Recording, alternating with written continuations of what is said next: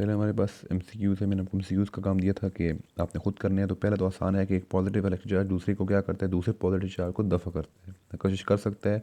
Neutral charge को ना कशिश किया जा सकता है ना दफ़ा किया जा सकता है, क्योंकि उन पर कोई चार्ज नहीं होता। तो इसका एक ही आंसर है कि पॉजिटिव चार्ज को दफ़ा करता है, क्योंकि एक जैसे चार्ज एक दूसरे को दफ़ा करते हैं। तो कूलम का कानून किन चीज़ों के लिए मौजू है?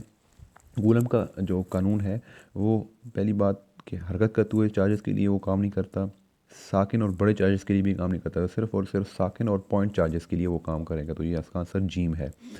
ऐसा क्योंकि पॉइंट चार्ज क्या होते हैं आपको पता होना चाहिए कि पॉइंट चार्ज ऐसे चार्जेस हैं जिनके दरमियानी जो फासला है, दरमियानी फासला उनके साइज़ से, अगर मैं आपको यहाँ पे बताऊँ कि ये अगर एक चार्ज है और ये एक चार्ज है इतना सा, देखिए इनका साइज़ जो है दरमियानी फासले से, इनके दरमियानी फासले से बहुत कम है। मैं अगर इसको हाईलाइट करूँ तो ये, तो इनका दरमियानी फासला बहुत ज़्यादा है, इनका साइज़ कम है। ऐसे चार्जेस को पॉइंट चार्ज कहते हैं। अगर मैं ऐसे ड्रा करूँ, ये अब दो चार्जेस जो हैं ये पॉइंट चार्ज नहीं है, क्योंकि इनका साइज़ इनके दरमियानी फासले से ज़्यादा है। बल्कि तो क्या होना चाहिए, साइज़ दरमियानी फासले से बहुत कम होना चाहिए। तो ये पॉइंट चार्जेस हैं, ऐसे चार्जेस। और ये साकिन होने चाहिए, हरकत करते हुए नहीं होने चाहिए। ऐसे चार्जेस पे इसका कूलम का कानून इसके लिए मौजूद है, इस पर सही काम करेगा।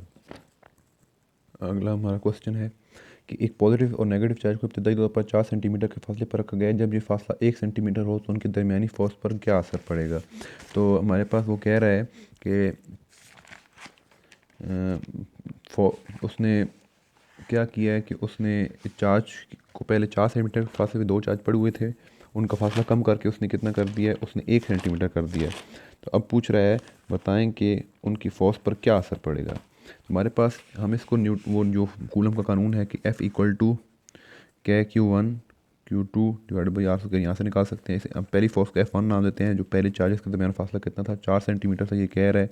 तो R की जगह 4 उसका स्क्वायर लेंगे तो कितना बन जाएगा, ये 4 का स्क्वायर 16, बाकी चीज़ें वैसी ही रहेंगी।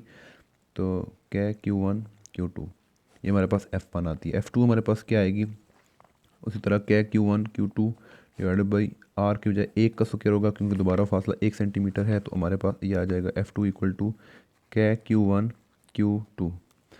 तो अब हम देखते हैं कि ये हमारे पास जो चीज़ है ये हमारे पास यहाँ पे मुसवात नंबर इसको 2 मिलता हूँ, यहाँ पे ये F2 के बराबर है। अगर इसकी कीमत यहाँ से मुसवात नंबर 2 से हम वहाँ दर्ज करें तो हमारे पास F1 के इसकी इक्वल आ जाएगा F2 डिवाइडेड बाई 16 आ जाएगा। तो इस 16 को इस तरफ ले आएँ तो 16 F1 इक्वल टू F2। इसका मतलब है दूसरी फोर्स पहली फोर्स का 16 गुना है, 16 गुना वो F1 से ज़्यादा हो जाती है।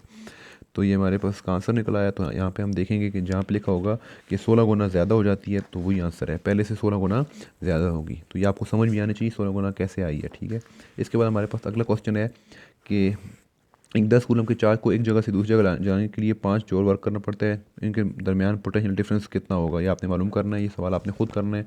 इसमें आपको चार्ज दिया गया है 10 कूलम और आपको वर्क दिया गया है, वर्क 5 जूल है। तो आपने क्या मालूम करना है, आपने पोटेंशियल भी मालूम करना है। फार्मूला आपको पता होना चाहिए। ये आपने क्वेश्चन हल करना है। क्वेश्चन नंबर 8 है ये। क्वेश्चन 9 है कि हमारे पास दो चार्ज सफ़ियर को 2 मिलीमीटर के फासले पर रखा गया है और मैंने जेल में से किसके इंतखाब के लिए सबसे ज़्यादा कशिश की फोर्स होगी। आपको फासला दिया गया है और आपको चार्जेस दिए गए हैं। आपसे पूछ रहा है कि बताएं किस चार्जेस के लिए कशिश की फोर्स सबसे ज़्यादा होगी। अब आप अगर यहाँ से गौर से देखें तो आप क्या करेंगे, आप इसको हल करना शुरू कर देंगे। कभी इसको पहला चार्ज लेंगे, इसको दूसरा चार्ज फोर्स निकालेंगे, इस तरह आप करते रहेंगे।